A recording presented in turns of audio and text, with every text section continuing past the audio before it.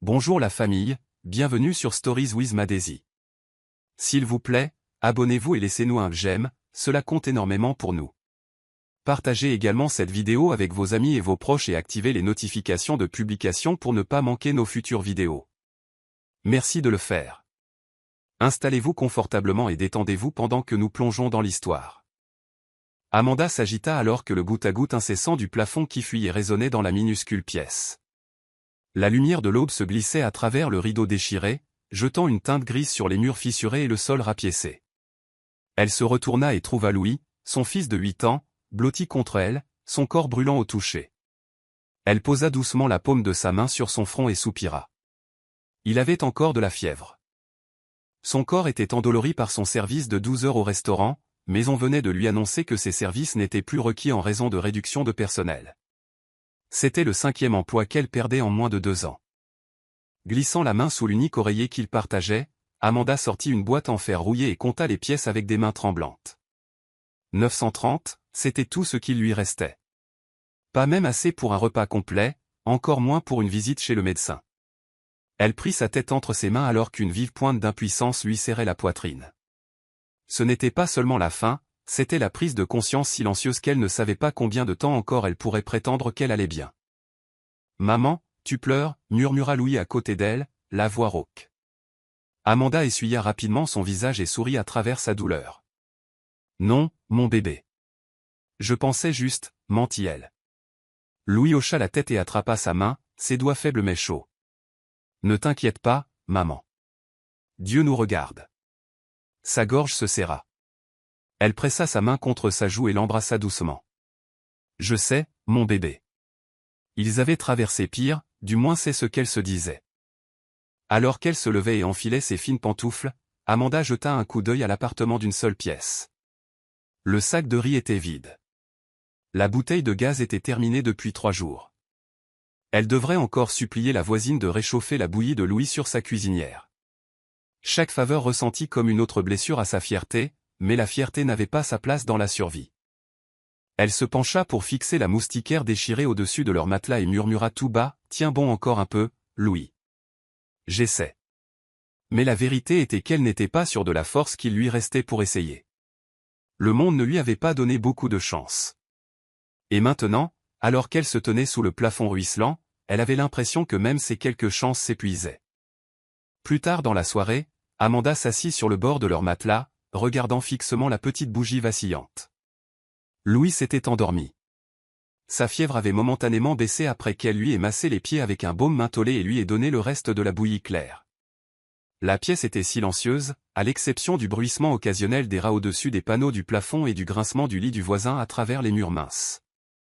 Son regard dériva vers le coin de la pièce où se trouvait une vieille valise poussiéreuse. À l'intérieur se trouvaient quelques vêtements délavés et des souvenirs qu'elle ne voulait pas revisiter. Mais quelque chose l'attira vers elle ce soir-là. Elle l'ouvrit lentement et en sortit un vieil uniforme scolaire froissé et trop petit maintenant pour Louis, ainsi qu'un cadre photo fissuré. Derrière le cadre, plié avec soin mais jauni par le temps, se trouvait son acte de naissance et une lettre qui lui était adressée, qu'elle n'avait jamais ouverte. L'écriture sur l'enveloppe était celle de sa mère, Martha, une mère dont le contrôle ressemblait plus à une cage qu'à de l'attention. Amanda ouvrit la lettre avec des mains tremblantes, et à mesure qu'elle lisait les mots, sa gorge se noua. « J'ai fait ce que je devais faire pour te protéger, Amanda. Tu étais trop jeune, trop tendre. Tu te serais ruinée si je n'étais pas intervenu. » Les mots piquaient comme du sel sur une plaie. Protéger ? Martha l'avait arrachée à tout ce qu'elle aimait, sa ville natale, sa meilleure amie April, et surtout, Jonathan. À 18 ans, Amanda avait découvert qu'elle était enceinte. Au moment où Martha l'avait découvert, la fureur dans ses yeux avait remplacé toute la chaleur maternelle qu'Amanda avait jamais imaginée. Elle fut forcée de quitter la ville sans un seul au revoir. « Tu ne me feras pas honte ?» avait dit froidement Martha dans le train alors qu'Amanda serrait son ventre, pleurant en silence. Elle se souvenait des premiers mois dans leur nouvelle ville, enfermée à l'intérieur, cachée des voisins, privée d'accès au téléphone ou aux lettres. Martha s'assura que l'enfant restait un secret pour le monde, et quand Louis naquit, Martha le tint comme un fardeau, pas une bénédiction. Amanda ravala ses larmes et murmura au fantôme de la femme qu'elle craignait et pleurait à la fois. « Tu ne m'as pas protégée. Tu m'as enterrée. » La lettre tomba de ses mains. Elle croisa les bras et se balança d'avant en arrière, aspirant à une voix, un ami, n'importe quoi pour lui rappeler qu'elle était encore en vie sous tout ce silence. Au matin, l'état de Louis s'était aggravé. Ses lèvres étaient sèches et sa respiration était devenue superficielle. Amanda mouilla une serviette et lui tamponna le front, ses mains tremblant tandis qu'elle murmurait « Tout ira bien, mon bébé. Reste avec moi, s'il te plaît. » Ses yeux s'entr'ouvrirent, hagards et sans concentration. « Ça fait mal, maman, marmonna-t-il. » Le cœur d'Amanda se serra. Elle ne pouvait plus se permettre d'attendre. Elle enfila un cardigan ample et enveloppa Louis dans un châle avant de le porter dans les escaliers de leur immeuble. Les voisins la dévisageaient tandis qu'elle frappait à la porte de Mama Gloria, une femme âgée qui vendait des vêtements d'occasion. « S'il vous plaît, avez-vous 1000 que je peux emprunter ? Je vous rembourserai la semaine prochaine, » supplia Amanda, la voix mince de désespoir. Mama Gloria n'hésita pas. Elle disparut dans sa chambre et revint avec un billet froissé. « Prends-le. Amène juste ce garçon à la clinique, » dit-elle en pressant l'argent dans la paume d'Amanda. Amanda hocha rapidement la tête, les yeux pleins de larmes. « Que Dieu vous bénisse, » murmura-t-elle. Elle se précipita dehors avec Louis dans ses bras, héla un kick, moto-taxi, et fit le trajet en silence, son esprit passant en revue les pires scénarios. La clinique était bondée et manquait de ressources. L'infirmière à l'accueil leva à peine les yeux. « Espèce ou carte ?» demanda-t-elle. Amanda tendit les 1000, sachant très bien que cela ne couvrirait rien de plus qu'une prise de température. L'infirmière la fit entrer avec un soupir. Le médecin, un jeune homme aux yeux fatigués, examina brièvement Louis. « Il a une infection respiratoire. Vous devez lui procurer de vrais antibiotiques et surveiller sa fièvre de près, » dit-il. « Où puis-je trouver les antibiotiques ?» demanda Amanda, paniquée. Il griffonna sur un bout de papier. « Allez dans une pharmacie, mais cela coûtera plus cher que ce que vous avez payé ici. » Amanda regarda l'ordonnance dans sa main, sa vision se brouillant. « Je trouverai un moyen, » murmura-t-elle. Elle sortit Louis et s'assit sur le banc à l'extérieur de la clinique. L'enfant s'était endormi dans ses bras, le visage pâle.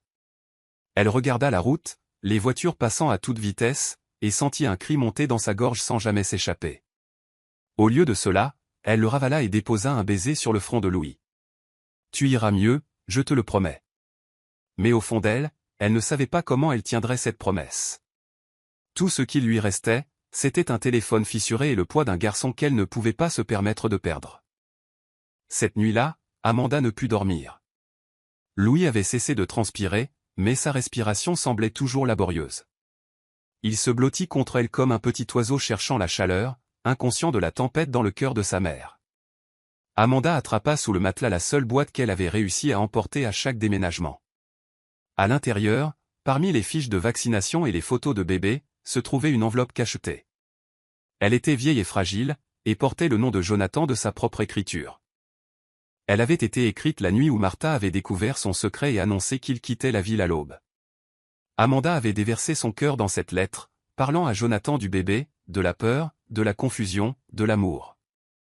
Mais le matin, Martha la lui avait arrachée et l'avait déchirée. Amanda l'avait ensuite reconstituée et gardée. Elle n'avait jamais cessé d'espérer qu'un jour elle le retrouverait et la lui donnerait. Mais le temps et la honte avaient enterré ce rêve. Elle déplia la lettre maintenant, ses doigts tremblants. L'encre avait bavé, mais les mots étaient toujours lisibles. « Jonathan, je suis tellement désolé d'avoir disparu.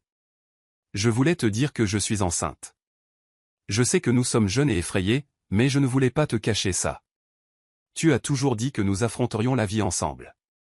J'espère que tu me pardonneras. » Amanda pressa la lettre contre sa poitrine, des larmes coulant sur ses joues. Elle se souvenait de sa voix, de son rire, de la façon dont il dessinait des petits cartoons pour elle au dos de ses cahiers. Il l'avait aimée si librement, si complètement, et elle avait disparu de sa vie sans un au revoir. « Serais-tu resté si tu avais su » murmura-t-elle dans le silence. « M'aurais-tu tenu la main à travers tout ça ?» Ses larmes coulèrent plus vite. Elle ne le saurait jamais. Quelque part là-bas, Jonathan avait construit une vie. Peut-être était-il marié maintenant. Peut-être avait-il des enfants. Et pourtant, elle était là, s'accrochant à un fantôme qu'elle n'avait jamais cessé d'aimer. Alors qu'elle remettait la lettre dans la boîte, elle l'embrassa doucement et murmura « Je suis désolée ». Mais elle n'était pas sûre si c'était pour être partie, ou pour avoir survécu sans lui. Amanda ajusta sa blouse pour la 3e fois, essayant de lisser le tissu délavé et de cacher la petite déchirure à l'ourlet. Le gérant de la laverie locale avait affiché la veille une pancarte « Recherche journalier » sur la porte, et Amanda arriva 1 heure en avance, pleine d'espoir. Elle attendit patiemment dehors pendant que les rideaux de fer s'ouvraient dans un cliquetis, son estomac gargouillant, mais sa résolution ferme. Quand le propriétaire, un homme d'âge moyen nommé Monsieur Chukwu, sortit enfin, elle le salua d'un sourire poli. « Bonjour, monsieur.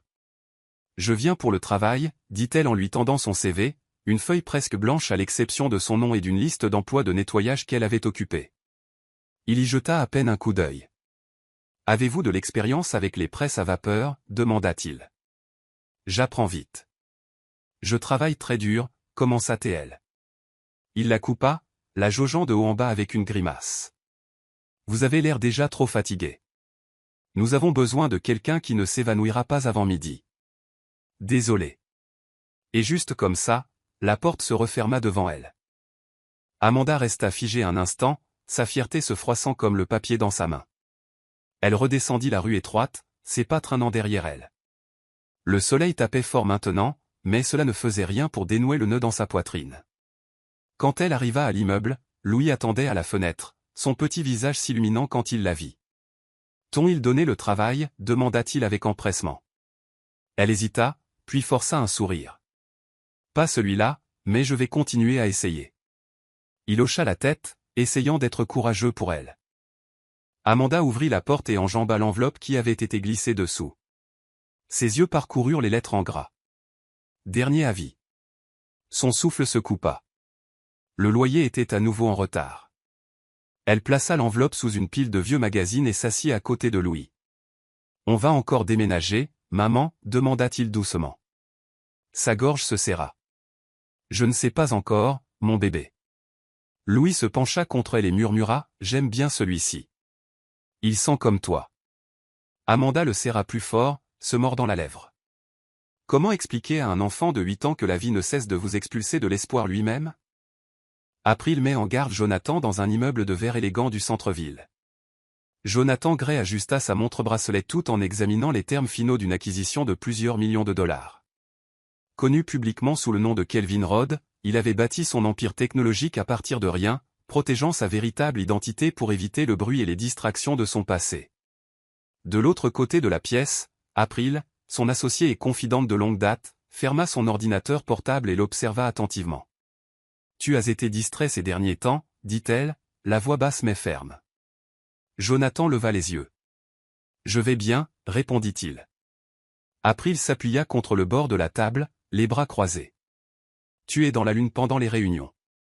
Et la semaine dernière, tu as quitté le bureau sans même prévenir ton chauffeur. Tu cours après quelque chose, John. » Je ne répondis pas. April plissa les yeux. « Est-ce encore à propos du passé? À propos d'elle? » Jonathan haussa légèrement les épaules. « Peut-être. » April soupira. « Je sais ce qu'elle représentait pour toi, mais c'était il y a 12 ans. Les gens changent. Elle a probablement une famille maintenant. Tu ne peux pas continuer à chercher des fantômes. » Jonathan se frotta la tempe, son esprit dérivant vers le rire d'Amanda, la façon dont elle glissait ses cheveux derrière son oreille quand elle était nerveuse. « Elle n'a pas simplement disparu, dit-il doucement. Elle est partie sans un au revoir. Pas de mots. Pas d'explication. Je l'aimais. Je pensais qu'elle m'aimait. » April s'adoucit. « Je n'en doute pas, mais tu as construit une vie maintenant. Une vie puissante. Ne laisse pas de vieilles blessures déteindre sur ce que tu as créé. » Il se leva et se dirigea vers les hautes fenêtres donnant sur la ville.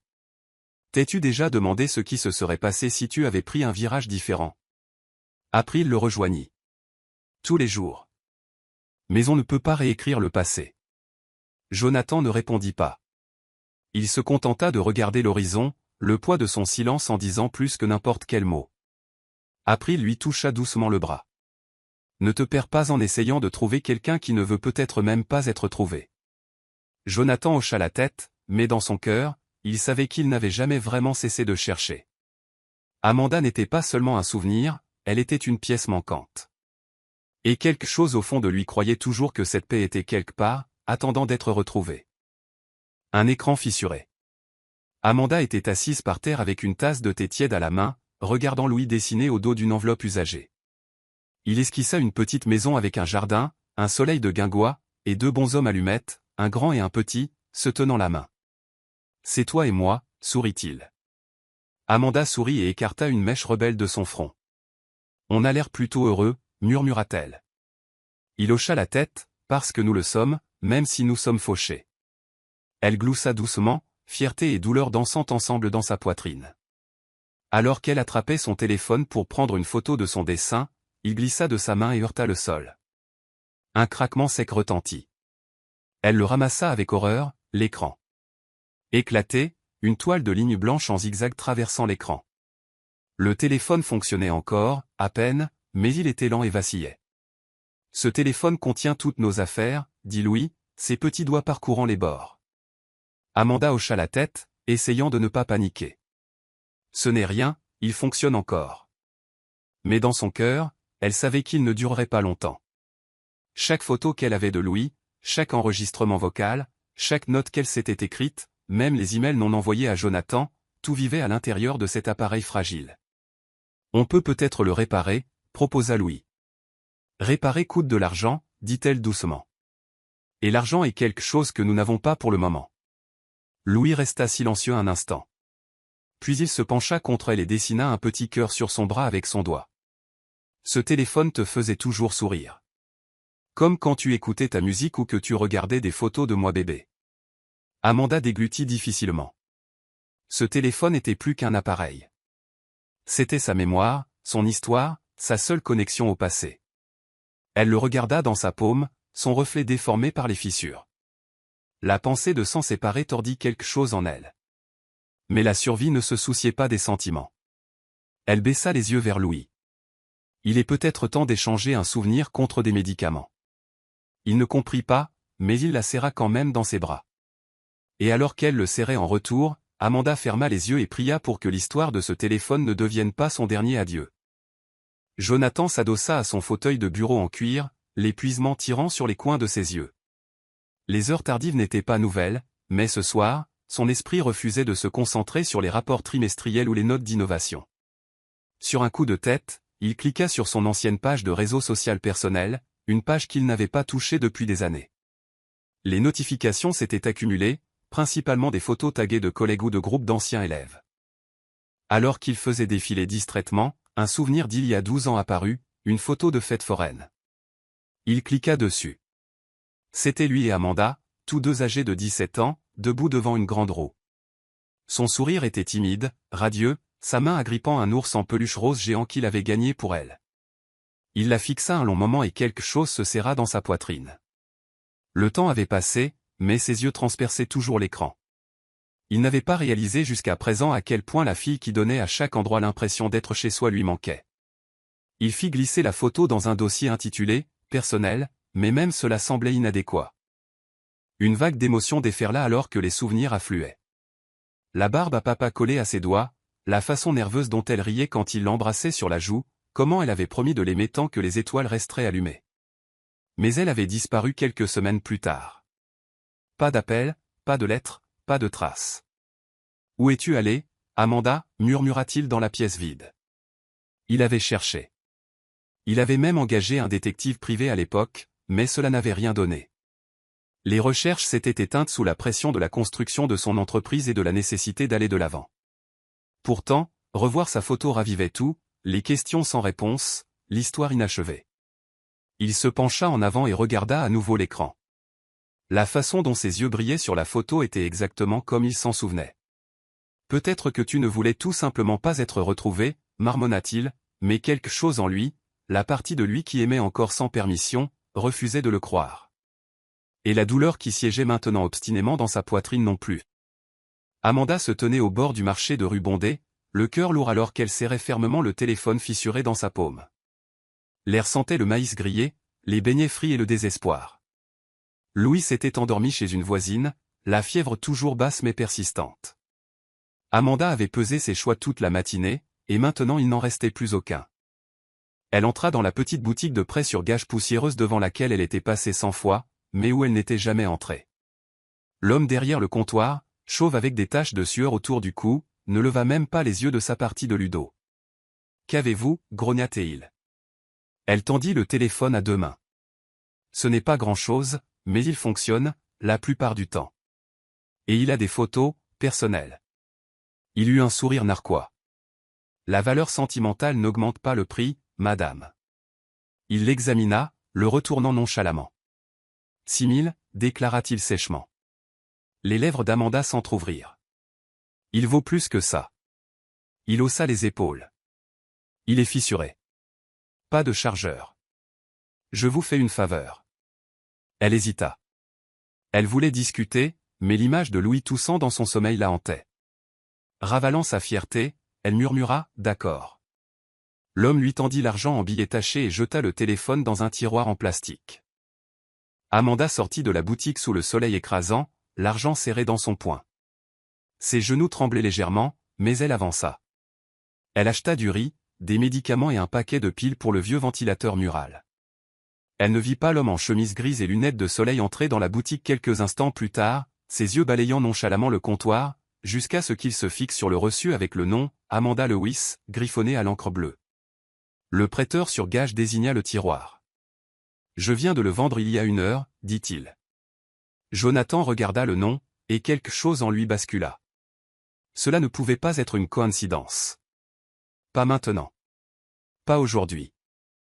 Jonathan se tenait au comptoir, regardant le téléphone rayé posé dans le tiroir.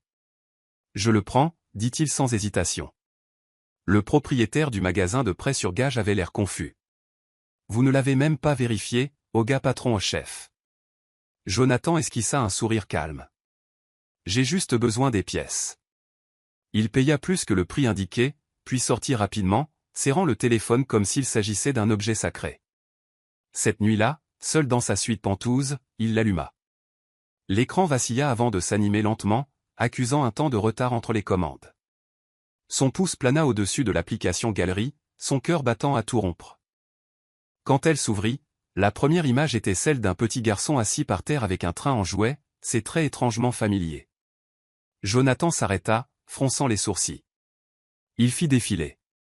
Plus de photos, des gâteaux d'anniversaire, des projets scolaires, des dessins intitulés « Louis et maman ». Le visage de l'enfant apparut en gros plan, et la ressemblance était indéniable. Ses yeux, son sourire en coin, même la façon dont il tenait son crayon, c'était comme se regarder dans un miroir d'un autre temps. Puis il glissa à nouveau l'écran, et se figea. Elle était là, Amanda, plus âgée maintenant, plus mince, fatiguée, mais c'était indubitablement elle. Une photo d'elle tenant Louis bébé, une autre où elle riait à côté de lui sur ce qui ressemblait à un banc de parc. La vision de Jonathan se brouilla alors qu'il clignait des yeux sous l'afflux d'émotions. Il s'assit lourdement, bouleversé. Et puis, presque craintivement, il ouvrit l'application de notes. En haut de l'écran se trouvait un brouillon non envoyé. À Jonathan. Le reste était caché dans l'aperçu, mais ses doigts tremblaient lorsqu'il cliqua pour l'ouvrir. Il commença à lire, et alors que les mots se déversaient sur l'écran, son cœur se brisa et guérit en même temps. Elle avait essayé de le lui dire. Elle n'avait jamais cessé de l'aimer. Elle avait été forcée de partir. « Tu ne m'as jamais abandonné » murmura-t-il. « On t'a emmené. » Sa prise sur le téléphone se resserra. Il se leva, résolu. Le passé n'était pas terminé. Il avait seulement été mis en pause. Et maintenant, il allait la retrouver, quoi qu'il en coûte. Jonathan était assis, voûté sur son bureau, la pièce sombre à l'exception de la lueur froide de l'écran du téléphone. Il faisait défiler lentement la galerie de photos d'Amanda, chaque image épluchant des années de silence et les remplaçant par des souvenirs dont il ne savait pas qu'ils lui avaient manqué. Il y avait des dizaines de clichés. Louis brandissant fièrement un certificat scolaire, faisant la sieste sur ses genoux avec des taches de marqueur sur la joue, gloussant à travers une dent de devant manquante. Jonathan ne pouvait s'arrêter de regarder. Chaque trait, ses fossettes, son sourire en coin, même les pieds à l'arrière de sa tête, reflétaient ses propres photos d'enfance. Ce n'était pas seulement une ressemblance. C'était une lignée. Sa poitrine se serra à chaque glissement de doigts. « Tu me ressembles tellement, gamin » murmura-t-il. Et puis il trouva la photo qui faillit le briser, Amanda assise à côté de Louis sur une balançoire rouillée, riant en plein milieu d'une phrase. Ses cheveux étaient tirés en arrière, sa chemise usée au col, mais ses yeux avaient toujours cette chaleur dont il se souvenait. Ses doigts tremblaient alors qu'il agrandissait la photo. « Tu as porté tout cela toute seule » murmura-t-il à l'écran. Il retourna dans un dossier intitulé « Premier jour » et ouvrit une vidéo. Louis parlait directement à la caméra, tenant une boîte à lunch. « Salut maman. Je vais être courageux aujourd'hui et ne pas pleurer quand tu partiras. Je le promets. » La voix d'Amanda, douce et encourageante, se fit entendre derrière la caméra. « C'est mon grand garçon. » Jonathan mit la vidéo en pause alors qu'une vague de culpabilité le submergeait. Il avait tout manqué, les genoux écorchés, les histoires du soir, les blagues père-fils. Il pensait avoir perdu Amanda, mais il avait perdu bien plus que cela. Il avait un fils, une partie vivante de lui. Il se renversa en arrière et pressa le téléphone contre sa poitrine, stupéfait par l'ampleur de ce qu'il savait maintenant. Il n'y avait plus de questions dans son cœur. Il devait les retrouver, non par regret, mais parce que le moment était enfin venu de récupérer ce qui n'aurait jamais dû lui être enlevé. Jonathan fit défiler jusqu'à l'application Notes, son pouce accélérant alors qu'il cliquait sur le brouillon non envoyé. Le texte s'ouvrit, brut et tremblant, avec la voix d'une femme qu'il avait autrefois aimée farouchement. « À Jonathan, je suis désolé d'avoir disparu. Je voulais tout te dire, mais on ne m'en a jamais donné l'occasion. J'étais enceinte. Ma mère ne voulait pas que je gâche ma vie, alors elle m'a emmené. J'ai essayé de trouver un moyen de revenir. Je te promets que j'ai essayé. » Jonathan cligna rapidement des yeux, les mots se brouillant. « Au moment où j'étais libre de parler, je pensais que tu avais tourné la page. Je ne voulais pas m'immiscer dans ta vie. Je ne voulais pas que tu penses que je te courais après pour de l'aide. Je voulais seulement que tu saches qu'il existe, que tu existes en lui. » Il n'y avait pas de signature, pas de mot de fin, juste la douleur d'une mère portant une histoire d'amour enfouie dans la honte. Jonathan se leva du bureau, la gorge serrée. Il ouvrit la fenêtre pour prendre l'air, mais le monde extérieur semblait trop immobile, trop silencieux pour la tempête qui éclatait en lui. Il fit les 100 pas, la voix craquant. « Pourquoi n'ai-je pas cherché plus activement? Pourquoi n'ai-je pas ?» Il agrippa le rebord de la fenêtre. Son esprit revint aux années où il s'était convaincu qu'Amanda était simplement partie, l'avait quitté sans raison. Mais maintenant, la vérité se lisait comme une confession dont il n'avait jamais su avoir besoin, et c'était trop à absorber. « Elle ne voulait pas de ma pitié. Elle voulait ma présence, marmonna-t-il. Il ferma le téléphone et regarda les lumières de la ville clignoter bien en dessous de son Penthouse.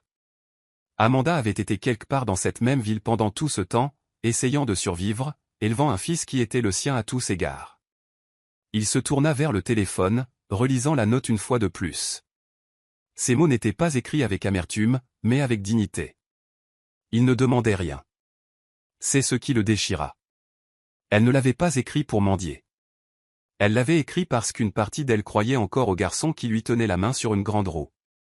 Et Jonathan sut à cet instant, avec une certitude absolue, qu'il n'allait pas la laisser disparaître à nouveau. Le lendemain matin, Jonathan arriva à son bureau privé des heures plus tôt que d'habitude. Son assistante lui lança un regard confus alors qu'il passait, mais il ne dit rien. Il s'enferma à l'intérieur et sortit le reçu du prêteur sur gage. Il avait déjà demandé une faveur discrète à un consultant en sécurité technologique en qui il avait confiance. En milieu de matinée, il avait les images de vidéosurveillance interne du prêteur sur gage, horodatées, archivées et prêtes à être examinées. Il s'assit à son bureau, le cœur battant, et appuya sur lecture. Les images granuleuses montraient Amanda entrant dans le magasin. Elle avait l'air plus mince, usée, mais c'était indubitablement elle. Elle serrait le téléphone comme s'il représentait tout pour elle avant de le tendre à contre-cœur. Un petit garçon attendait devant la boutique, jetant un coup d'œil à l'intérieur, Louis. Jonathan mit la vidéo en pause et étudia son fils. La façon dont il l'attendait, regardant nerveusement chaque passant. Ce n'était pas seulement un enfant. C'était son enfant, effrayé et silencieux dans un monde trop bruyant pour lui. À midi, Jonathan avait retracé le moyen de paiement qu'Amanda avait utilisé pour acheter du riz quelques minutes après avoir quitté le prêteur sur gage. Il utilisa ses ressources pour réduire la recherche à quelques vendeurs de rue, et le soir, il avait le nom de son quartier. Le soleil avait commencé à se coucher lorsque Jonathan sortit de sa voiture, regardant le complexe d'appartements délabrés de l'autre côté de la rue. Du linge pendait à des balcons rouillés. des enfants jouaient pieds nus près des flaques d'eau. Et au loin, il vit une femme poussant une poussette déglinguée avec des sacs en plastique attachés aux poignets. Même de loin, il sut que c'était elle. Amanda. Ses pas étaient lents. Sa tête était baissée. Et puis elle s'arrêta, passant une main dans les cheveux de Louis alors qu'il levait la main vers elle, endormi, depuis la poussette. Le souffle de Jonathan se coupa.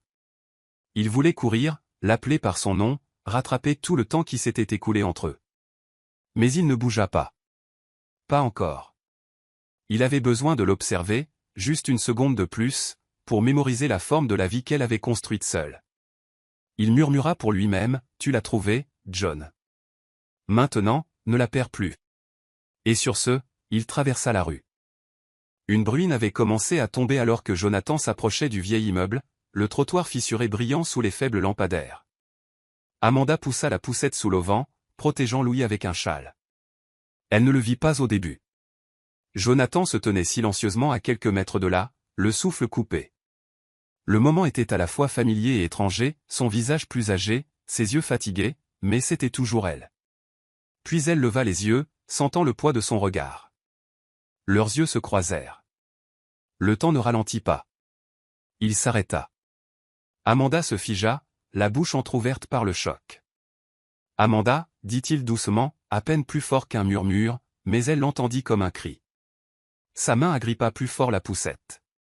Pendant une seconde, on aurait dit qu'elle allait fuir. Sa poitrine se soulevait et s'abaissait au rythme de respiration rapide et superficielle. « Qu'est-ce que tu fais ici » demanda-t-elle, sa voix instable, empreinte d'incrédulité. Jonathan fit un pas prudent vers elle. « J'ai trouvé ton téléphone. » Au prêteur sur gage. Amanda cligna rapidement des yeux. « Tu l'as acheté » Il hocha la tête. « Je ne le cherchais pas. Mais je l'ai trouvé, et j'ai vu les photos. » La couleur quitta le visage d'Amanda. « Tu n'aurais pas dû les regarder, » dit-elle, protégeant instinctivement Louis, qui s'agitait légèrement dans son sommeil. « Je devais, » répondit Jonathan, la voix basse. « Amanda, je te cherche depuis des années. » Elle détourna le regard, la mâchoire serrée. « Tu ne devrais pas être là. » Jonathan sentit la piqûre dans ses mots, mais il resta. « Je devais te voir, le voir lui. » Les yeux d'Amanda s'emplirent de larmes, mais elle ne les laissa pas couler. « Eh bien, tu nous as vus maintenant. » Elle se tourna vers la cage d'escalier, la pluie tombant maintenant plus fort. Jonathan ne la poursuivit pas. Il dit simplement, « Je n'ai jamais cessé de me demander, pas une seule fois. » Et alors qu'elle s'éloignait, le dos droit et les épaules tendues, il la regarda disparaître dans l'escalier sombre, incertain si c'était le début ou la fin. Le lendemain, Amanda était assise sur le bord de son matelas, fixant la porte cabossée en face d'elle. Elle avait à peine dormi.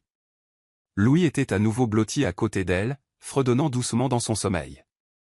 On frappa à la porte, ce qui la fit sursauter. Son souffle se coupa alors qu'elle s'approchait slowly, ses doigts hésitants sur la poignée. Elle l'ouvrit, juste un entrebâillement. Jonathan se tenait là, trempé par l'averse de l'après-midi, tenant un sac en papier. « J'ai apporté à manger » dit-il simplement. Amanda ouvrit la porte plus largement, mais ne bougea pas pour le laisser entrer. Il soutint son regard un long moment. « S'il te plaît » ajouta-t-il doucement. Elle s'écarta sans un mot. Il entra, regardant autour de lui la pièce, peinture écaillée, coins humides, un ventilateur cassé posé sur un tabouret en plastique. Il ne fit aucun commentaire. Il s'assit simplement par terre et posa le sac à côté de lui. « Tu n'as pas besoin de faire semblant » dit Amanda d'un ton sec. « Je sais à quoi ça ressemble. » Jonathan secoua la tête. « Je ne suis pas ici pour juger. Je suis ici parce que j'avais besoin de te voir. » Elle croisa les bras. « Alors maintenant que tu as confirmé, que se passe-t-il ensuite ?» Jonathan regarda Louis, qui bougeait légèrement sous une couverture usée. « Est-ce qu'il est de moi ?» Amanda se figea. « Non » dit-elle instantanément. « Il ne l'est pas » sa voix était trop rapide, trop entraînée. Jonathan expira. « J'ai vu la ressemblance. Tu n'as pas à mentir. » Amanda détourna le regard. « Ça n'a pas d'importance. Ça fait 8 ans. Tu n'étais pas là. Je ne t'ai rien demandé. » Il se leva lentement. Mais j'aurais été là, Amanda, si j'avais su. Elle secoua la tête, rencontrant enfin son regard. Ne me regarde pas comme ça. Comme si tu avais pitié de moi. Son visage s'adoucit. Je n'ai pas pitié de toi. Je t'admire. Tu as élevé un enfant toute seule. Ce n'est pas de la faiblesse. C'est de la force. Ses lèvres tremblèrent mais tinrent bon. Elle se dirigea vers la fenêtre et murmura, ce n'était pas censé se passer comme ça. Jonathan répondit, alors réécrivons-le. Ensemble. Mais Amanda ne dit rien. Elle regarda simplement le ciel gris, le cœur tordu par l'espoir qu'elle ne savait pas si elle était prête à laisser entrer. Jonathan rentra chez lui plus tard cette nuit-là, les vêtements trempés par la pluie et l'esprit incapable de se calmer. Le silence de son pantouse ne lui avait jamais paru aussi lourd. Il laissa tomber ses clés de voiture sur le comptoir en marbre et retira sa veste, entendant toujours la voix d'Amanda dans sa tête, ferme, fragile, sur la défensive. Il s'assit sur le canapé, tournant le téléphone dans sa main, et remit en marche la vidéo de Louis. Le rire du garçon remplit la pièce comme un souvenir résonnant dans un espace auquel il n'appartenait pas. Jonathan se pencha en avant, posant ses coudes sur ses genoux. « Tu as vécu toute une vie dont je n'ai pas fait partie », murmura-t-il à l'écran. La culpabilité pesait sur sa poitrine comme une pierre. Comment avait-il pu tourner la page, bâtir des empires, et pourtant manquer quelque chose qui était si fondamentalement à lui? Il ferma les yeux et repassa la voix d'Amanda dans la note. Elle lui avait écrit sans amertume. Cela faisait plus mal que n'importe quel reproche n'aurait pu le faire. Il ouvrit un tiroir et sortit un vieux portefeuille, un qu'il n'avait pas utilisé depuis des années. Caché au fond se trouvait une photo usée, Amanda à 17 ans, debout au soleil, les bras croisés et un sourire en coin. Il l'avait gardée, même quand il s'était dit qu'il devait l'oublier. Il plaça la photo à côté du téléphone et les fixa simplement. « Je t'ai perdu une fois, dit-il à la pièce, mais cette fois, je ne m'en irai pas. » Il annula ses réunions du lendemain, ignorant le SMS interrogateur d'April. « Ça va? Où es-tu » Il répondit, « J'ai retrouvé quelque chose que je croyais avoir perdu. » Il n'en dit pas plus. La nuit s'étira, mais pour une fois, le silence n'était pas seulement vide, il était plein d'intention. Il relut la lettre d'Amanda, laissant ses mots s'enfoncer plus profondément. Il ne s'agissait plus de regrets, il s'agissait de ce qui pouvait encore être, si elle le laissait faire. Il avait de l'argent, du pouvoir, un avenir planifié dans les moindres détails. Mais pour la première fois depuis des années, il ne se souciait de rien de tout cela. Il ne se souciait que de la femme qui avait porté son enfant, souffert en silence, et avait quand même trouvé le moyen de sourire à travers tout ça. Amanda n'était pas seulement la fille qu'il avait aimée autrefois, elle était la femme dont il n'avait jamais cessé d'avoir besoin. Amanda se réveilla le lendemain matin à l'odeur du pain frais qui flottait à travers le mince interstice de la porte. Confuse, elle se leva doucement et ouvrit la porte pour trouver un petit sac en papier sur le sol. À l'intérieur se trouvait une miche de pain moelleux, 2 briques de jus de fruits et une note manuscrite qui disait simplement « Pour Louis ». Elle regarda dans le couloir, vide, pas de bruit de pas, pas de voix. Elle savait que c'était Jonathan, même s'il n'avait pas signé. C'était la 3e fois en 2 jours. D'abord, c'était le médicament contre la fièvre laissé sur le pas de la porte, puis une nouvelle brosse à dents pour Louis qui était apparue comme par magie dans leur gobelet de salle de bain fissuré. Maintenant ça. Amanda ressentit un mélange de gratitude et de malaise. Elle n'avait pas demandé d'aide. Elle n'était pas prête pour ce genre d'attention, surtout de sa part. Louis, maintenant légèrement mieux, rayonna à la vue du pain. « C'est toi qui l'as acheté ?» demanda-t-il, en train de grignoter déjà. Amanda sourit faiblement. « C'était un cadeau, mon bébé. » Il gloussa. « Alors tu peux dire merci à celui qui l'a donné ?» Elle ne répondit pas, fixant simplement le mur, son cœur pris entre la fierté et la douleur. Plus tard dans l'après-midi, Amanda entendit frapper. Elle ouvrit la porte et Jonathan se tenait là, les mains dans les poches, pas de sac de course cette fois, juste une expression tranquille. « Je ne suis pas ici pour réparer ta vie, dit-il. Je veux juste en faire partie, de la manière dont tu me le permettras. » Amanda l'étudia attentivement. Ces gestes, est-ce de la culpabilité ou de la responsabilité? Jonathan soutint son regard sans ciller. Ce n'est ni l'un ni l'autre. C'est de l'affection et du respect. Elle croisa les bras. Le respect ne vient pas emballé dans des sacs à pain. Il eut un léger sourire. C'est juste. Alors laisse-moi recommencer. Pouvons-nous faire une promenade? Sans parler du passé. Juste du présent. Elle hésita. Louis était assis sur le matelas, regardant entre eux. Maman, tu devrais y aller. Il a l'air gentil, dit-il avec un clin d'œil. Amanda jeta un dernier regard à Jonathan, puis hocha la tête. D'accord, juste au coin de la rue. Ils marchèrent côte à côte dans la rue poussiéreuse, parlant peu, mais pour la première fois depuis des années, Amanda n'eut pas l'impression de marcher seule. Ce soir-là, après que Louis se fut endormi sous sa mince couverture, Amanda s'assit sur le rebord de la fenêtre, les bras enroulés fermement autour de ses genoux. Le clair de lune inondait son visage alors qu'elle regardait le lampadaire vacillant en bas. Jonathan était assis de l'autre côté de la pièce, silencieux, attendant. Il ne l'avait pas pressé depuis la promenade plus tôt dans la journée, n'avait pas reposé de questions sur Louis. Mais elle pouvait sentir la question en suspens dans l'espace entre eux. Elle inspira profondément, puis parla sans se retourner. Ma mère m'a enfermée dans une chambre pendant les 3 premiers mois de ma grossesse. Elle disait que je lui avais fait honte. Jonathan ne bougea pas. Amanda continua, la voix cassante. J'avais 18 ans. Je n'avais même pas acheté de couche avant qu'elle ne m'entraîne hors de cette ville. Je n'avais pas d'argent, pas de téléphone. Je voulais te contacter, je ne savais tout simplement pas comment. Et puis, elle est morte, et j'étais seul avec un enfant. Sa voix se brisa. J'ai pensé à toi chaque jour, mais les années se sont écoulées, et puis je me suis convaincu qu'il était trop tard. Jonathan traversa lentement la pièce et s'agenouilla devant elle. Amanda. Elle se tourna enfin vers lui, des larmes accrochées à ses cils. Je ne l'ai pas caché de toi parce que je te détestais.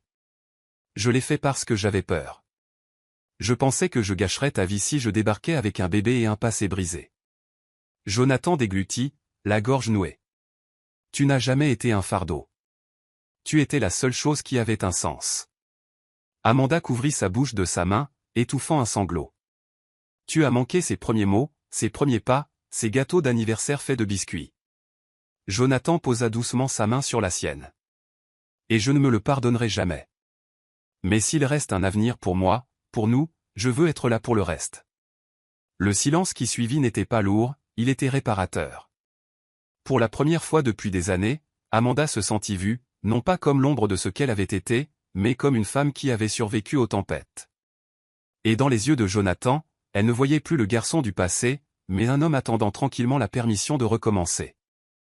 Le lendemain matin, Jonathan arriva à l'appartement au moment où Amanda balayait le couloir. Elle leva les yeux, surprise. « Tu es en avance », dit-elle en s'essuyant les mains sur sa jupe. « Je n'ai pas dormi », admit-il. Il y avait trop de choses qui me trottaient dans la tête. Elle s'écarta pour le laisser entrer, et il s'arrêta juste avant de franchir le seuil. « Amanda, je pensais ce que j'ai dit hier soir. » Elle hocha la tête, mais son expression resta réservée. Une fois à l'intérieur, il s'assit sur l'unique chaise en plastique à côté de Louis, qui dessinait sur un bloc-notes. « Il est intelligent », dit doucement Jonathan. « Ses professeurs disent qu'il est en avance en maths », répondit Amanda, doucement fière. Jonathan sourit, puis la regarda directement. « Tu aurais dû me le dire. » Amanda se raidit, puis expira. « Je sais. » Il se pencha en avant. « As-tu la moindre idée de ce que j'aurais fait ? J'aurais remué ciel et terre pour être là pour toi. » Les yeux d'Amanda s'embuèrent, mais sa voix resta ferme. « Tu avais des rêves, Jonathan. J'ai vu ton nom dans les journaux, des prix, des partenariats. Je ne voulais pas interrompre ça.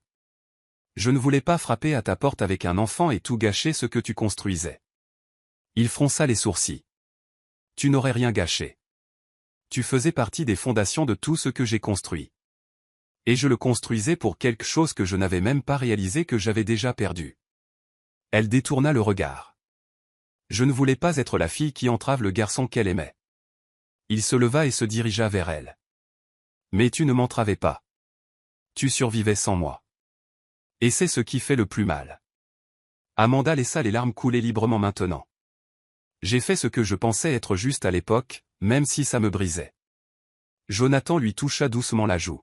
« Eh bien, je suis là maintenant, et je ne veux plus rien manquer d'autre. » Elle hocha la tête, murmurant à peine « Ok. » Et pour la première fois, elle ne tressaillit pas quand il attrapa sa main. Le passé ne pouvait pas être réécrit, mais peut-être, juste peut-être, l'avenir pouvait-il être façonné avec leurs deux mains dedans. Jonathan était assis par terre dans la petite chambre d'Amanda, entouré de pièces de Lego éparpillées et de crayons de couleur. Louis, maintenant en meilleure santé, était assis en tailleur en face de lui, expliquant avec animation comment son robot spatial pouvait voler en utilisant un trombone et du ruban adhésif. Jonathan écoutait avec une admiration sincère, non pas pour l'invention, mais pour le garçon lui-même. Louis avait son étincelle, sa curiosité, sa tendance à parler avec ses mains quand il était excité. « Tu sais ce qui rendrait ce robot plus cool ?» demanda Jonathan en se penchant en avant. L'interrupteur secret juste ici. Les yeux de Louis s'illuminèrent. C'est ce que je pensais. Amanda les regardait depuis le coin de la pièce, pliant tranquillement des vêtements, mais ses yeux s'attardaient sur le duo. Elle n'avait jamais vu Louis aussi libre avec un autre adulte. Il n'y avait pas de tension, pas de peur, seulement du rire et de la chaleur. Plus tard, alors que Louis s'assoupissait devant le ventilateur, Jonathan resta. « Il est incroyable » murmura-t-il, alors qu'Amanda lui tendait une bouteille d'eau. « C'est ton fils » répondit-elle doucement. Jonathan la regarda. « Je le pense vraiment, Amanda. Je n'ai pas seulement vu moi-même en lui aujourd'hui. Je l'ai ressenti. Chaque mot, chaque blague, chaque étincelle d'énergie. C'est moi. » Amanda s'assit à côté de lui, hochant la tête. Il avait besoin de ça. Quelqu'un qui l'écoute sans le presser. Quelqu'un qui rit avec lui au lieu de simplement le gérer. Jonathan posa l'eau et se tourna vers elle. Je veux être dans sa vie, pas comme un visiteur, pas comme un parrain silencieux. Je veux être son père, le mériter. Amanda l'étudia attentivement. Ce ne sera pas facile. Il aura des questions, moi aussi. Jonathan attrapa doucement sa main. Alors répondons-y, ensemble. Et bien qu'Amanda n'ait pas dit oui, elle ne retira pas non plus sa main. Dans ce moment calme et ordinaire, quelque chose d'extraordinaire bascula entre eux. Le lendemain matin, Amanda faisait la queue dans une petite boutique au bord de la route, achetant du crédit téléphonique à un kiosque, quand ses yeux tombèrent sur un titre de journal scotché à la fenêtre. Le milliardaire de la tech Kelvin Rod étend son projet mondial d'IA. Il y avait une photo en dessous. Costume impeccable, regard confiant, visage indubitable. Son cœur cogna. Jonathan. Mais le nom, Kelvin Rod. Confuse, elle prit un exemplaire chez elle et s'assit avec sur le bord de son lit, lisant chaque ligne. L'article louait son génie, son mystérieux profil bas, son évitement des interviews. Il listait des contrats valant des millions. Les paumes d'Amanda commencèrent à transpirer. Son esprit s'emballa d'incrédulité. Il n'était pas seulement prospère, il était de renommée mondiale. Et elle avait partagé du riz et du silence avec lui dans une pièce délabrée, sans savoir que le monde le connaissait sous un autre nom. Quand Jonathan arriva cet après-midi-là, elle ne le salua pas. Elle se tenait immobile, tenant le journal. Il s'arrêta sur le seuil. « Amanda ?» Elle leva le journal. « C'est toi. » Ses yeux tombèrent. « Il ne n'y a pas, oui. » Kelvin Rod, insista-t-elle. Il hocha la tête. « C'est le nom de jeune fille de ma mère. Je l'utilise depuis des années dans les affaires. » La voix d'Amanda trembla. « Pourquoi ne me l'as-tu pas dit ?» Il entra slowly. « Parce que je ne voulais pas que tu aies l'impression que j'étais ici pour te sauver. Je voulais venir en tant que Jonathan, le garçon que tu connaissais, pas l'homme dont les gens lisaient des articles. » Amanda s'effondra sur la chaise en plastique, bouleversée. « Ça change tout. » Jonathan s'agenouilla à côté d'elle. « Pas nécessairement. Mon nom n'est qu'un titre. Mais ce que je ressens pour toi et pour lui est réel. » Elle le regarda, stupéfaite, sa voix à peine audible. « J'ai vendu mon téléphone pour nourrir notre fils. Tu possèdes des immeubles avec des héliports. » Jonathan ne sia pas, et j'échangerai chaque toit sur lequel je me suis tenu juste pour m'asseoir à nouveau sur ce sol avec toi et Louis. Amanda le regarda fixement, le monde tournant autour d'elle. L'homme qu'elle aimait était revenu, mais avec un nom qui résonnait bien plus fort qu'elle ne l'avait jamais imaginé. Amanda fit les 100 pas dans la pièce cette nuit-là, les émotions ricochant entre la fureur, la confusion et l'incrédulité. Jonathan était assis sur le bord du lit, silencieux, sachant qu'il valait mieux ne pas interrompre ses pensées. Elle s'arrêta finalement et lui fit face, les yeux flamboyants. Pendant tout ce temps, je pensais que tu étais juste un autre homme essayant de renouer des liens. Mais tu es milliardaire. Tu entres dans des pièces qui changent le monde. Et tu n'as pas pensé à me le dire? Jonathan se leva lentement. J'avais peur. Peur qu'une fois que tu le saurais, tu penserais que tout ce que je faisais venait de la pitié, pas de l'amour. Amanda secoua la tête. Il ne s'agit pas de l'argent. Il s'agit du secret. Tu savais qui j'étais au moment où tu as vu ce téléphone. Tu avais toutes les cartes. Je n'en avais aucune. Il s'avança. Tu avais la plus importante, Louis. Je ne voulais pas entrer dans ton monde et éclipser tout ce que tu avais construit avec lui. Elle se détourna, la voix rauque. J'avais besoin d'honnêteté, pas d'humilité. J'avais besoin de savoir que l'homme à qui je parlais était le même que celui que le reste du monde voyait. Je t'ai ouvert ma porte, Jonathan, pas à Kelvin. Il soupira. Je n'ai pas caché mon amour pour toi. Mais j'ai eu tort de ne pas te le dire plus tôt. Je ne savais pas comment. Amanda se frotta les tempes, sentant la pression monter. Je ne veux pas que Louis grandisse en pensant que la valeur des gens se mesure à ce qu'ils cachent. Je veux qu'il ait confiance, qu'il connaisse la vérité. La voix de Jonathan s'adoucit. Alors donnons-lui cela. Je lui dirai tout, Amanda. Sur moi, sur nous. Il le mérite, et toi aussi. La colère d'Amanda commença à se transformer en autre chose. De la déception, oui, mais aussi de la clarté. Elle le regarda longuement, en silence. Ne me mens plus jamais. Jonathan hocha la tête solennellement. Plus jamais. Et dans ce silence, l'équilibre bascula une fois de plus, non pas en termes de richesse, mais en termes de vérité. Amanda était assise à côté de Louis sur le bord du matelas, lui épongeant le front avec un chiffon humide alors que son corps s'agitait dans son sommeil. La fièvre était revenue, plus forte qu'avant. Sa respiration était laborieuse, sa peau moite. La panique s'installa dans sa poitrine comme du ciment. Le reste du médicament était épuisé, et la clinique l'avait déjà renvoyé plus tôt ce matin-là parce qu'elle ne pouvait pas payer la totalité. Elle fit les 100 pas dans la pièce, se tordant les mains, jetant un coup d'œil à son sac à main usé, où il ne restait que 400. On frappa. Elle ouvrit la porte pour trouver Jonathan debout là, une urgence tranquille dans les yeux. « Comment va-t-il » demanda-t-il. « Ça s'aggrave » admit-elle, sans prendre la peine de cacher la terreur dans sa voix. Jonathan entra sans attendre d'invitation. « Laisse-moi l'emmener chez un spécialiste. » Soins privés. Ils feront des tests complets, lui donneront ce dont il a besoin. La gorge d'Amanda se serra. Nous n'avons pas les moyens. Le front de Jonathan se plissa. Tu penses qu'il s'agit d'argent? Elle secoua la tête, la voix craquant. Je ne veux pas de pitié ou de charité. J'ai survécu jusqu'ici par moi-même. Ce n'est pas de ça qu'il s'agit, dit-il fermement. C'est un père qui essaie de s'assurer que son fils ne finisse pas dans un service d'hôpital à halter pour respirer. Amanda croisa les bras, luttant contre elle-même. Et que se passera-t-il après? Tu paieras pour tout, et je deviendrai la femme impuissante qui avait autrefois de la fierté? Jonathan s'approcha, baissant la voix. Tu es la personne la plus forte que je connaisse. Il ne s'agit pas de fierté. Il s'agit d'un enfant. Notre enfant.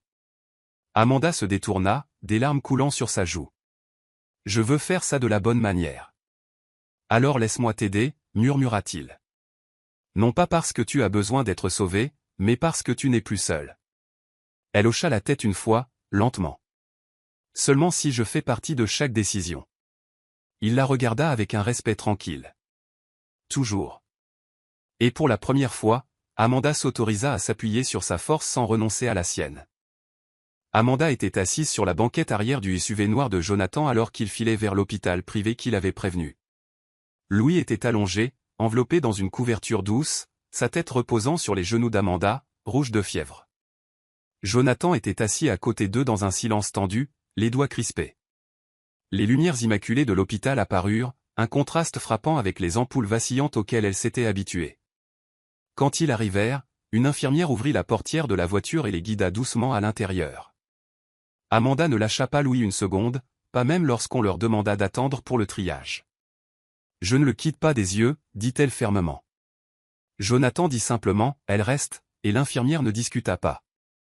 Alors qu'Amanda regardait Louis disparaître derrière le rideau d'examen, une panique froide l'envahit. Malgré toute sa force, c'était la première fois qu'elle craignait vraiment de le perdre. Cette nuit-là, Amanda refusa le lit d'hôpital qu'on lui proposait et s'assit plutôt recroquevillée sur une chaise d'attente, les bras enroulés autour d'elle.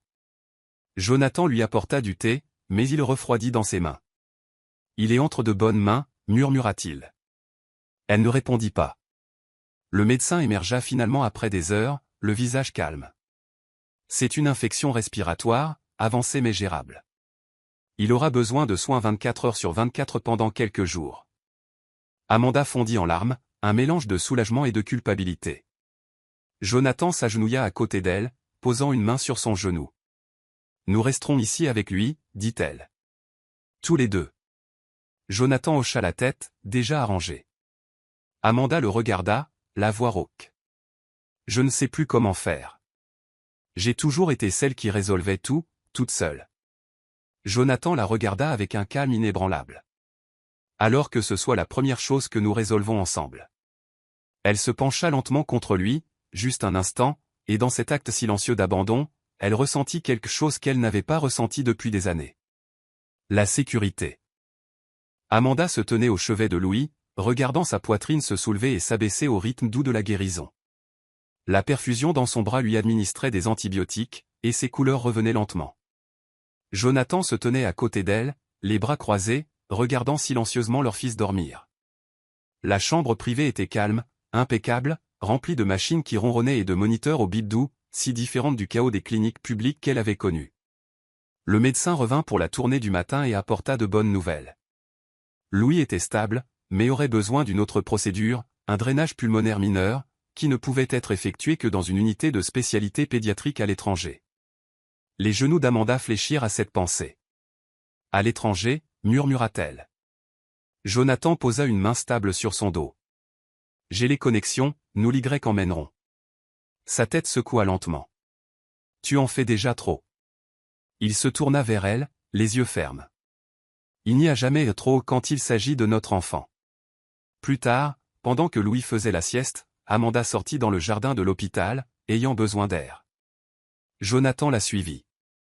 Elle lui fit face, les yeux pleins de conflit. « Pourquoi fais-tu tout ça ?» demanda-t-elle. « Parce que c'est la bonne chose à faire, ou parce que tu m'aimes ?»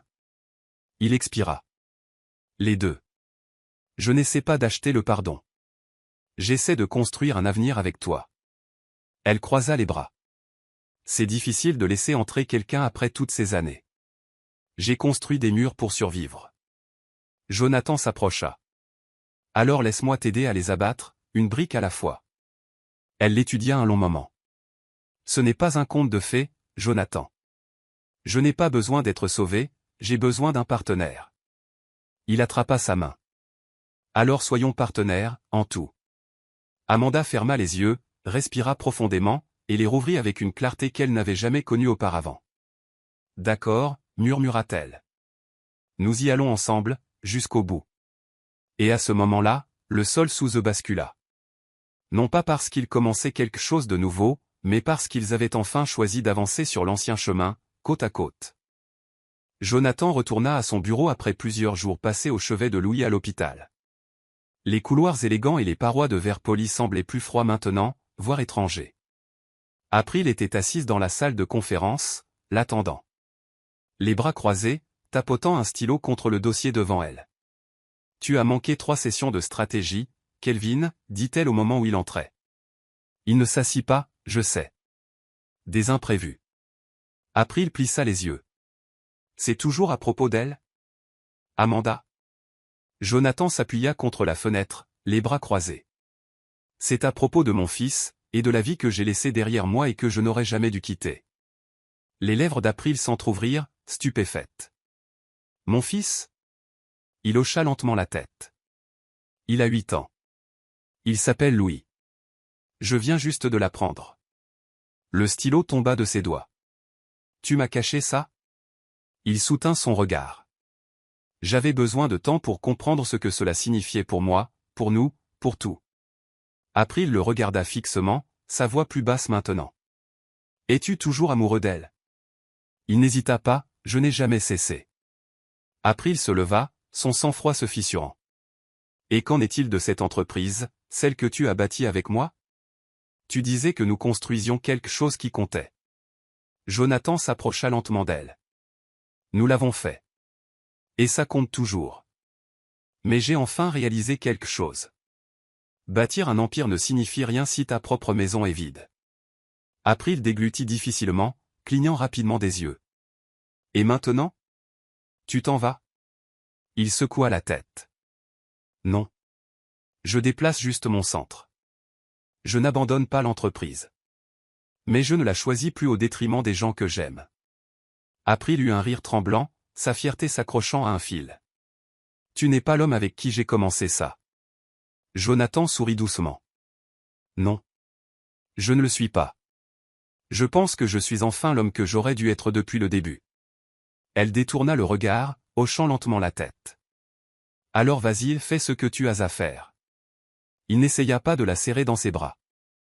N'offrit pas de conclusion. Ils avaient construit quelque chose de grand.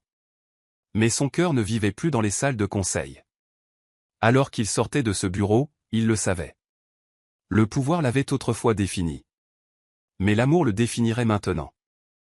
Louis était assis sur le lit d'hôpital, les genoux repliés sous son menton, tenant une petite tablette que Jonathan lui avait offerte. Sur l'écran se trouvait un jeu de puzzle. Il le maîtrisait rapidement, les sourcils froncés de concentration. Jonathan était assis à côté de lui, le guidant doucement à travers les niveaux, leurs têtes penchées ensemble. « Tu es doué pour ça, » dit Jonathan avec un sourire. « J'aime réparer les choses, » répondit fièrement Louis. Amanda, observant depuis l'embrasure de la porte, sentit quelque chose s'épanouir tranquillement dans sa poitrine. Pas du soulagement, pas de la surprise, juste de la plénitude. « Il est calme avec toi, » dit-elle doucement en entrant. Louis leva les yeux. « Maman, savais-tu que papa crée des jeux pour gagner sa vie? Comme de vrais jeux auxquels d'autres personnes jouent. » Amanda sourit, s'asseyant de l'autre côté du lit. « Je ne le savais pas jusqu'à récemment, mais c'est logique. Vous êtes tous les deux des rêveurs. » Plus tard dans la soirée, l'infirmière entra pour administrer des médicaments, et Louis tendit la main, agrippant celle de Jonathan au lieu de celle d'Amanda. Cela les prit tous les deux par surprise. Jonathan serra doucement, une boule se formant dans sa gorge. « Je n'ai jamais eu de papa avant, » murmura Louis. « C'est agréable. » La voix de Jonathan se brisa. « Et je n'ai jamais eu de fils avant, mais c'est ce que je voulais plus que tout. » Amanda était assise tranquillement, absorbant le moment. Elle avait craint ce jour, l'explication, la dynamique changeante, mais en les regardant, elle réalisa que cela ne lui enlevait rien. Cela ajoutait quelque chose qu'aucun d'eux n'avait jamais connu. Cette nuit-là, Amanda et Jonathan se tenaient près de la fenêtre pendant que Louis dormait paisiblement derrière eux. « Il est plus fort que je ne l'imaginais, » murmura Jonathan. Amanda hocha la tête. « Il le fallait bien. Il m'avait moi, mais pas de village. » Jonathan la regarda, la voix chargée d'émotion. « Alors soyons son village, toi et moi. » Elle ne répondit pas avec des mots, se contenta de pencher la tête contre son épaule, et pour une fois, ils n'eurent pas besoin de combler le silence. Leur fils était en sécurité. Leur cœur guérissait. L'avenir trouvait son rythme. Amanda se tenait sur le balcon de l'aéroport, regardant les avions atterrir et décoller avec une grâce rythmée.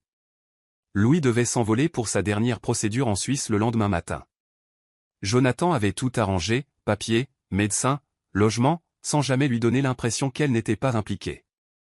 Elle enroula ses bras autour d'elle, déstabilisée par l'immobilité. Jonathan la rejoignit quelques instants plus tard, lui tendant une tasse de thé chaud. « Tu as à peine parlé depuis l'appel du médecin, » dit-il. Amanda regarda le tarmac. « Tout va si vite. Il y a quelques semaines, je faisais bouillir du riz sur un seul brûleur. Maintenant, je fais mes valises pour l'Europe. » Jonathan eut un demi-sourire. « La vie est drôle comme ça. » Elle se tourna vers lui, scrutant son visage. « Que se passera-t-il une fois l'opération terminée? Retournerons-nous chacun dans notre coin en prétendant que ce n'était qu'un chevauchement? » Son expression devint sérieuse. « Non, ce n'est pas ce que je veux. » Il plongea la main dans la poche de son manteau, non pas pour une bague, mais pour un morceau de papier plié. « Qu'est-ce que c'est? » demanda Amanda. Il le lui tendit. « C'est un contrat, mais pas un contrat commercial. C'est une promesse. Elle le déplia. Il y était écrit, moi, Jonathan Gray, je promets de marcher avec Amanda Lewis, non pas devant, non pas derrière, mais à ses côtés alors que nous élevons Louis ensemble. Pas de conditions, pas de délai, juste le cœur. Amanda regarda le papier, ravalant ses larmes. Tu ne me demandes pas en mariage, dit-elle doucement. Jonathan hocha la tête. Non, je propose quelque chose de plus difficile. L'avenir. Un que nous construisons brique par brique avec honnêteté, patience et choix. Amanda serra le papier contre sa poitrine. C'est peut-être le premier contrat que j'ai jamais eu envie de signer. Il sourit. Alors dis oui. Elle s'approcha. Oui. Et alors que les lumières de l'aéroport clignotaient autour d'eux, Amanda réalisa que c'était le début de tout ce qu'elle n'avait jamais su qu'elle méritait.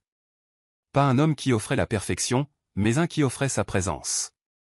Le terminal bourdonnait d'une anticipation tranquille alors qu'Amanda poussait la petite valise de Louis à travers les portes vitrées de l'aile internationale. Il portait un manteau de marin bouffant trop grand pour lui. Les manches avalaient ses poignets et un bonnet en tricot que Jonathan lui avait acheté dans une boutique du centre-ville. Le garçon serrait un nouveau lion en peluche sous un bras, les yeux écarquillés alors qu'il admirait les hauts plafonds et les lumières vives. Jonathan marchait à côté d'eux, la main sur le bas du dos d'Amanda, un soutien silencieux. Malgré tous les voyages qu'il avait faits dans sa vie, celui-ci semblait différent, plus personnel, plus réel. Amanda lui jeta un coup d'œil. « J'essaie toujours de me convaincre que ce n'est pas un rêve, dit-elle. Il sourit. « Ce n'en est pas un. Mais si c'en est un, j'espère que nous ne nous réveillerons jamais. » Ils atteignirent le comptoir d'enregistrement et Jonathan s'occupa de la logistique pendant qu'Amanda aidait Louis à ajuster son bonnet. « Maman, tu crois que je serai courageux là-haut, murmura-t-il. Elle lui embrassa le front. Tu le es déjà. Après l'enregistrement, ils trouvèrent une salle d'attente calme près des portes d'embarquement. Amanda s'assit, tirant Louis sur ses genoux malgré ses protestations selon lesquelles il était trop grand pour ça maintenant. Elle le serra fort quand même.